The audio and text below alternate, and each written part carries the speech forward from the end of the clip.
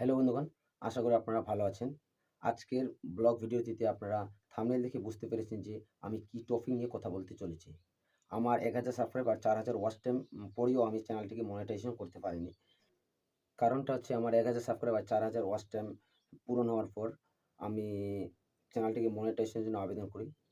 আর মনিটাইজেশনের আবেদন করার ১-২ দিন বাদে আমার চ্যানেলটিতে রিউজ কনটেন্ট চলে আসে বা ব্যবহারিকরণ কনটেন্ট চলে আসে।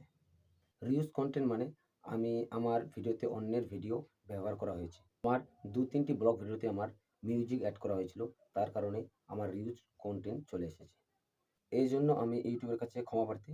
আর আমি ইউটিউবকে হাত জোড় করে বলব যে আমার চ্যানেলটি আগে যেভাবে ছিল সেভাবে করে দেওয়া হোক। আর আমি ইউটিউবকে এটাও বলতে চাই যে আমি যে ব্লগ ভিডিওগুলি এডিটিং করি সেটি হচ্ছে কাইনমাস্টার ভিডিও এডিটিং এর মাধ্যমে এডিটিং করে থাকি। আর ভিডিওটি যদি আপনাদেরকে ভাল লাগে তাহলে লাইক, সাবস্ক্রাইব আর শেয়ার অবশ্যই করবেন। আর আমার পাশে থাকার চেষ্টা করবেন। Bye, by.